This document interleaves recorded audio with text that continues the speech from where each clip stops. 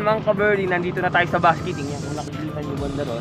So ayan yung basketing natin. So ito na, yung pagsakay natin sa mga kalapati natin sa derby.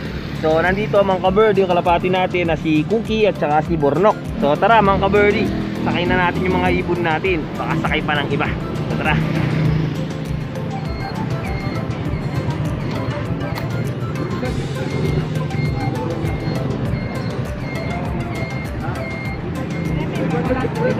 Betang pangatwa, boss. Minum pangatwa. Minum pag... Oh, yan. GG, no? Ano na tayo? Yan. First lap. Santiago Isabela.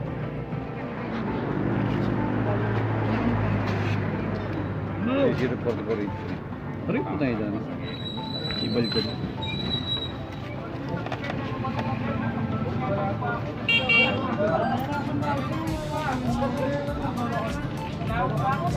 Umali. Wala yung bayad ng Tayta. Wala yung bayad ng Tayta. Ulo. Ay, hindi bayad yun. Problem din. May dinais din. Hindi na po susunod. Kami tayo. Karina, may tangkalap. Ayun. Pakalitan ko ito.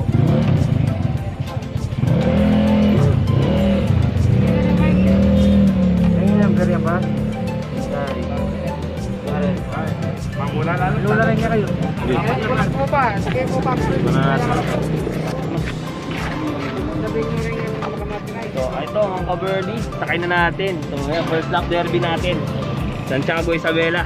Sana makauwi ng maaga. So kunin natin yung isa. So ito ang ka-birdie ha. Nakalagay yung sticker. Ayan.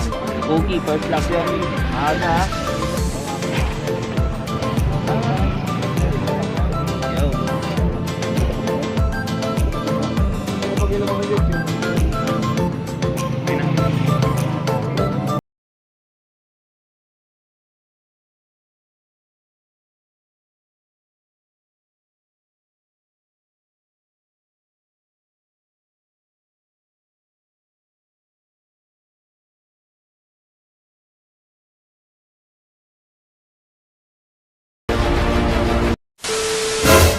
So ayun mga ka-birdie, nakawalan na nga yung mga kalapati natin kung napanood dyan sa video ng 8:45 mga ka-birdie. hinahanap nyo, si Golkotak. Nagsasayang pa lang siya, pero mamaya yan, sasali din siya sa atin. Kung nakikita nyo mga ka-birdie, yung panahon dito sa atin. So maganda naman yung panahon. So mamaya pa natin naabangan yung mga ibon natin, mamayang 11. So time check tayo, so 9:17. Aga-aga pa mga ka-birdie, kaya tara! Samahan nyo kami. Ayan mga ka-birdie, nandito nga tayo sa first loop ngayon. Habang tayo pa tayo ng oras, check natin yung mga ibon. Yung last na ibon na nilipat ko na siya. So ito, nalipat na natin. Yan na yung mga bagong YB natin ngayon. Mula dun sa dalawang bago natin na nanggaling kay ninong natin at saka itong mga sariling breed na natin mga ka-birdie. So siyempre mamimigay tayo sa mga YB natin dito mga ka-birdie. So abangan nyo yan. Kung sino yung susunod na mabibigyan natin, so sigurado, swerteng swerte. Kung sino ba yon. So mimili ako dito ng mimigay natin mga ka-birdie at mamimili din tayo ng bibigyan siyempre. Yung itsura nila ngayon yan nagsisimula pa lang silang nag-aakyatan dito sa taas. Ay yung iba marunong na, yung mga bagong lipat hindi pa marunong kagaya nitong si white flight na to, yung anak ng Japan at saka ito, yan, hindi pa yan marunong. Pero yung iba diyan, mga unang lipat natin, marunong nang umakyat yan. Ito ata yun, yan, yung ito at saka yung yan, yung blue bar, marunong na. Ewan ko nga lang dito sa iba kung marunong na. May itong dalawa, itong medyo na to. At saka itong yan, blue bar. Di pa masyadong marunong, alam ko. Pero yung ito, diretsong hindi pa yan mga ka-birdie na umapax dito sa mga purchase natin. Pero sa mga susunod na araw, matututo din yan. Yan yung unang training nila pagka nailipat sila dito sa ating loft mga ka-birdie.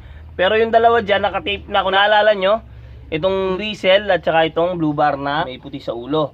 So nakatip na yan, nilalabas na natin yan. Tignan natin sa mga susunod kung mababatcher ba natin o hindi. Yan din yung mga kalapati natin dyan. So nandyan sa itaas, ewan ko kung sino yung mga dalawa dyan na nagparisan. At saka yung pula, kasi pot-pot. So ayan mga ka-birdie, balikan ko na lang kayo mamaya. Nasa 1.4 na yung speed ng mga ibon natin. So ayan mga ka-birdie. A few inches later. So ito mga ka-birdie, nasa 1.4 na yung speed natin. So time check tayo, 11:25. So ito mga ka-birdie, open na natin yung ating trapdoor. So ito na pala, yung girl kutak nyo. Yes. So mukhang mga ka-birdie, smash yung laro natin ngayon dahil nga sa kalagitnaan umuulan. Then mainit sa ibang parte. So sigurado mahirapan yung mga ibon natin. Tsaka uso yung one eye cold. Yung mga ganong klase. So sino kaya mauna? Magkakasipon din sila mga ka-birdie pero wag naman sana. Ang mauna niya si Cookie na naman, syempre. Ikaw? Hindi natin alam. May smash na, di ba? Baka si Burnok na yan or kaya silang dalawa. Ayun mga ka-birdie. So abangan natin, parehas natin silang in-entry sa derby na to. So sana maaga silang makauwi. So abang-abang na tayo. Meron na nga nag-clock pa parting mga ka-birdie magalang at saka mabalakat.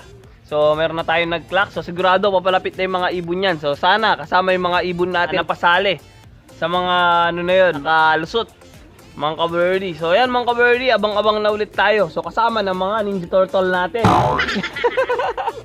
Hindi, Abusaya pa.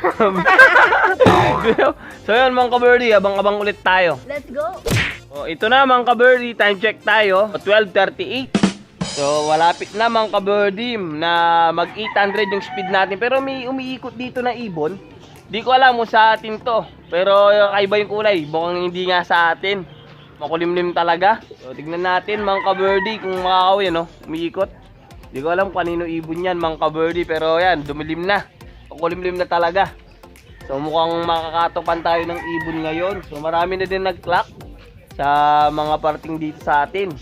So wala pa talaga yung ibon natin mga ka-birdie. Mukhang ito na talaga. Yeah. Ano ba sabi mo? Mga ka-birdie, makakauwi yan. Di pa naman cut-off, malayo-layo pa. Ayan. So tignan natin mga ka-birdie kung uuwi. So balikan ko na lang kayo. Kaya pinakita ko lang yung update ng dito sa atin. So pangit talaga yung panahon mga ka-birdie. Wala tayong magagawa. So ayan mga ka-birdie, kung nakikita nyo, yan, napakalakas talaga ng hangin dito. So makulimlim na din. So wala na tayong magagawa talaga pagka ganyan. Talagang mahihiling na lang natin ngayon. Sana makauwi ng maayos yung mga ibon natin kahit hindi na makauwi. So ayan mga ka-birdie, abangan na lang natin. So update ko na lang kayo mamaya. Papasok muna kami.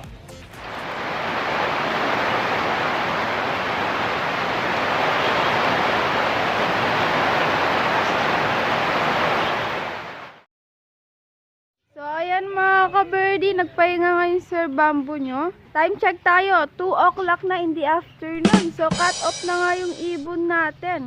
Pero tingnan pa rin natin mga ka-birdie kung makakauwi pa ba sila. Few inches later.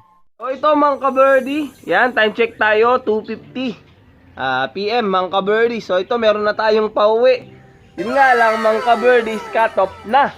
So meron pa tayong isasakay. So yan siya mga ka-birdie, mukhang nakapagpahinga na din. So wala namang putik. So papasukin na natin. Yan, so tingnan natin yan. Mapapasok na to. Yan. So kumustahin naman natin siya. So fresh from Santiago, Isabela mga ka-birdie. So ito. Pasok.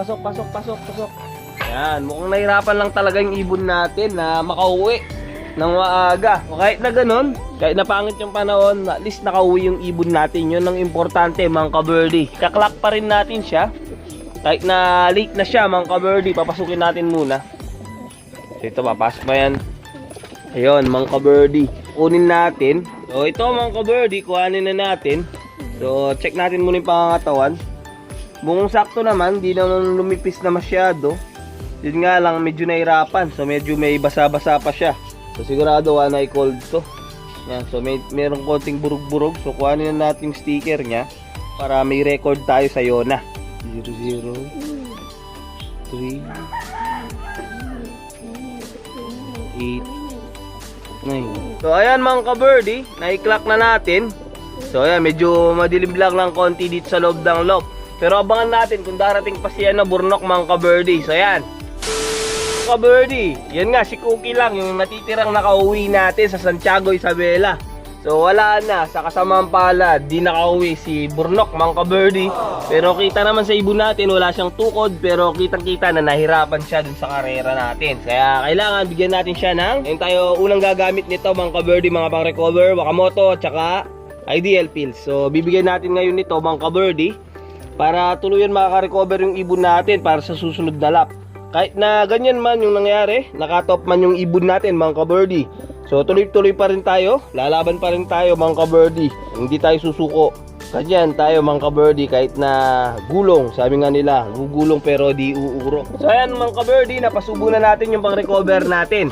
So hanggang dito na lang ulit yung video natin. Kaya kung nagustuhan nyo, like nyo na rin yung video natin for today. So subscribe na rin kayo kung di pa kayo nakasubscribe sa channel natin. So yun mga ka-birdie, like, share, subscribe. Ingat!